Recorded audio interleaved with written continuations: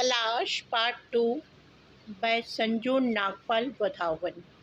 धीरे धीरे दिन बीत रहे थे।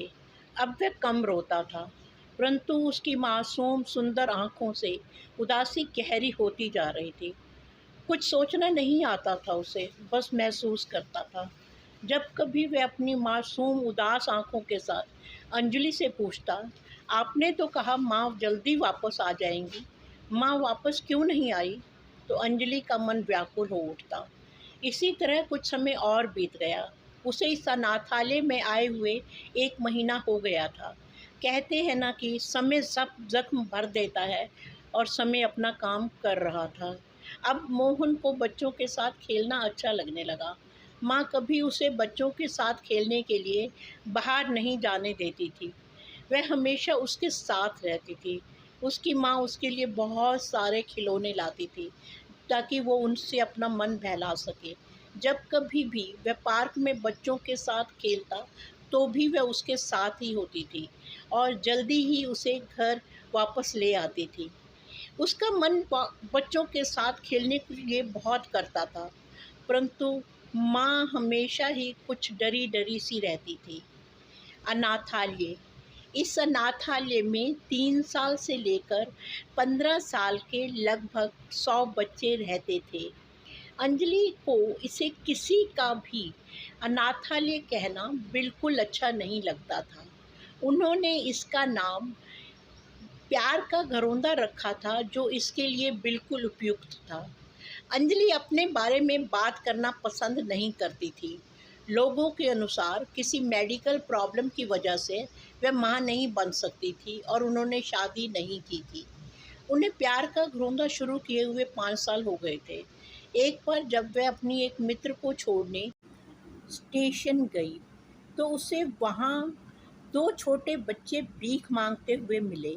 उसे अक्सर ऐसे बच्चों को देखकर उनके माँ-बाप पर बहुत गुस्सा आता था कि जब वह बच्चों को पाल नहीं सकते तो उन्हें पैदा क्यों करते हैं, और बच्चों को कभी भी भीख नहीं देती थी। परंतु उस दिन उसने निश्चय किया कि वह उन बच्चों के माँ-बाप से मिलेगी। बहुत कहने पर बच्चे उन्हें अपने साथ अपने घर ले गए। वहाँ जाने पर उसका सारा गुस्सा जाने कहाँ गफूर हो गया। वहाँ पर उनको एक असहाय अधेड़ उम्र की क्षीणकाय की बीमार औरत मिली। वो उनकी दादी थी। उसने बताया कि उसका बेटा और उनकी बहू एक फैक्ट्री में काम करते थे। 3 साल पहले एक एक्सीडेंट में उनकी मृत्यु हो गई। तब बेटी 2 साल की और बेटा 3 साल का था। हम पर जैसे दुखों का पहाड़ टूट पड़ा था। माँ बाप के लिए बिलखते हुए बच्चों का दुख, और फिर उनके पालन पोषण की चिंता। उनके पति ने फिर से मजदूरी करनी शुरू कर दी। बड़ी मुश्किल से गुजर बसर हो रहा था, परंतु बहुत समय तक उनके शरीर ने भी उनका साथ नहीं दिया और 6 महीने पहले उनकी मृत्यु हो गई। मैं अक्सर बीमार रहती हूँ, मुझे कोई काम नहीं देता, मैं क्या करूँ? उसने रोते हुए पूछा। हम स्वाभिमानी लोग हैं। बच्चों को इस तरह भीख मांगते देख मैं हर रोज़ हज़ारों मौतें मरती हूँ, उसने सिसकते हुए कहा। अंजलि कुछ देर चुप रही। वह दादी की विवशता महसूस कर रही थी। कुछ देर बाद उसने एक निश्चय किया। उसने दादी से पूछा, क्या मैं इन बच्चों को अपने साथ ले जा सकती हूँ? दादी ने गहरी सांस लेते हुए उदास लहजे में पूछा, क्या तुम इन बच्चों से घर का काम करवाओगी? नहीं नहीं, मैं इन्हें अपने बच्चों की तरह पालूंगी, पढ़ाऊंगी, अंजलि ने तत्परता से उत्तर दिया। दादी का डर स्वाभाविक था, परंतु अंजलि को किसी का भी ऐसी अपेक्षा करना अपना अपमान लगा। दादी खुशी खुशी राजी हो गई। उन्होंने कहा कि यदि ऐसा हो जाए तो वो शांति से मर सकेंगी, परंतु वो बच्चों को अंजलि के साथ भेजने से पहले पूरी तरह आश्वस्त हो जाना चाहती थी। इसलिए उन्होंने अंजलि से कहा कि वह एक बार उसका घर देखना चाहती है और वो जब चाहें बच्चों से मिल सकेंगी, इसका आश्वासन भी। अंजलि को इसमें कोई ऐतराज़ नहीं था। अंजलि ने उन्हें विश्वास दिलाया कि वह उनकी कुछ आर्थिक सहायता भी करेंगी और उनका इलाज भी करवाएंगी, और उसने ऐसा किया भी। उसके बाद तो अंजलि को जैसे उसके जीवन का मकसद ही मिल गया हो। वो स्वयं भी ये नहीं जानती थी कि उसके अंदर ममता और वात्सल्य का इतना अथाह स्रोत है।